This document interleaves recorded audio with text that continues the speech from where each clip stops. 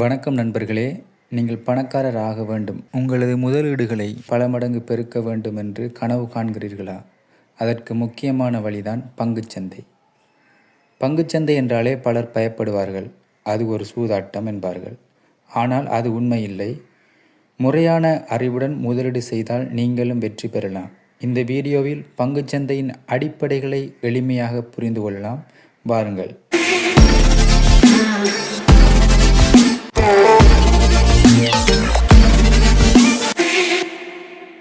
பங்குச்சந்தை என்பது ஒரு பெரிய கடை அல்லது சந்தை என்று வைத்துக் கொள்ளுங்கள்.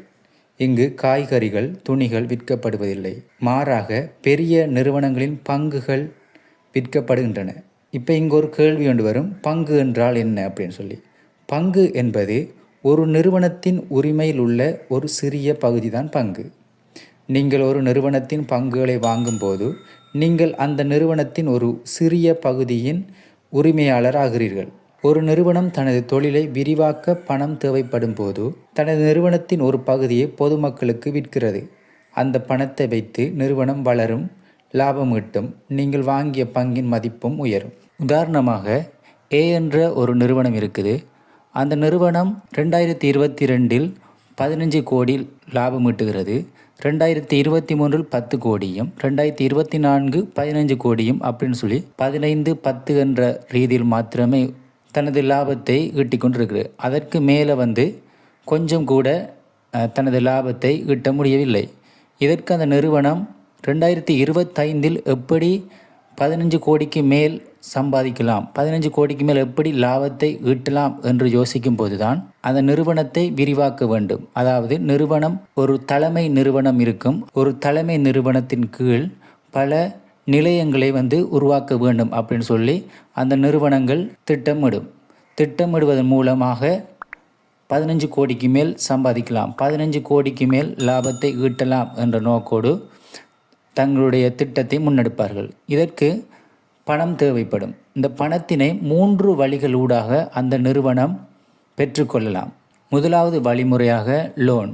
இப்போ எல்லா வங்கியிலையும் லோன் பெற்றுக்கொள்ளலாம். இந்த லோனை பெற்றுக்கொள்ளும் போது அதிக வட்டிகளின் அடிப்படையில் தான் இந்த லோனை பெற்றுக்கொள்ள வேண்டும். ஆகவே இந்த நிறுவனம் லோன் என்ற இந்த முதலாவது திட்டத்தை அவர்கள் எப்போதும் ஏற்றுக்கொள்வதில்லை. அடுத்ததாவது 2வது வழிமுறையில் பார்த்தோம்னு சொன்னால் பார்ட்னர்ஷிப்.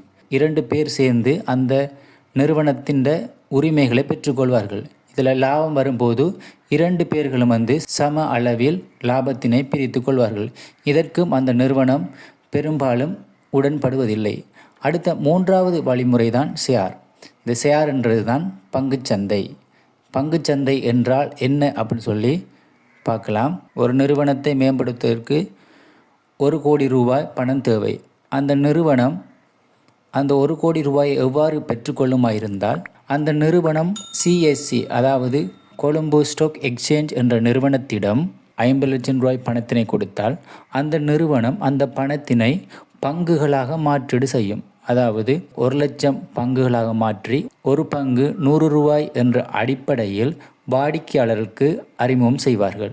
சிஎஸ்சி அறிமுகம் செய்யும் பங்குகளை வாடிக்கையாளர்கள் 100 ரூபாய் கொடுத்து வாங்கும் போது 1 லட்சம் ரூபாய் பங்குகளும் விற்கப்படும் பட்சத்தில் அந்த நிறுவனத்திற்கு தேவையான பணத்தினை பெற்று அந்த நிறுவனம் தனது இலக்கை நோக்கி பயணிப்பார்கள். அப்படி அந்த நிறுவனம் தாங்கள் திட்டமிட்டபடி வருமானத்தை ஈட்டுவார்களாக இருந்தால், அதாவது லாபத்தை ஈட்டுவார்களாக இருந்தால் அந்த லாபத்தினை பங்குகளை வாங்கின வாடிக்கையாளர்களுக்கு பிரித்து கொடுப்பார்கள். இவ்வாறான முறையில்தான் பங்குச்சந்தையில் செயற்பாடு நடைபெறுகின்றது. பங்குச்சந்தை மூலமாக லாபம் மட்டும்தான் கிடைக்கும் அப்படின்னு சொன்னால் இல்லை, அது ஒரு தவறான எண்ணமாகும். பங்குச்சந்தையில் எவ்வாறு முதலீடு செய்கிறோம், எந்த காலப்பகுதியில் முதலீடு செய்கிறோம், எவ்வளவு காலத்திற்கு முதலீடு செய்கிறோம் என்று பொறுத்து லாபத்தினை நாங்கள் பெற்றுக்கொள்ளலாம். பங்குச்சந்தை தொடர்பான தெளிவினை பெற்றிருப்பீர்கள் என்று நினைக்கின்றேன்.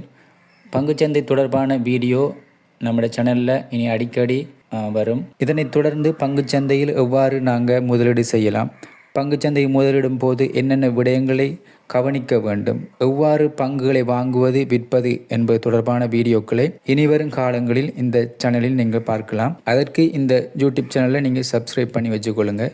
இந்த வீடியோ உங்களுக்கு பிடிச்சிருந்தால் லைக் பண்ணுங்கள், ஷேர் பண்ணுங்கள், மறக்காமல் சப்ஸ்கிரைப் பண்ணுங்கள்.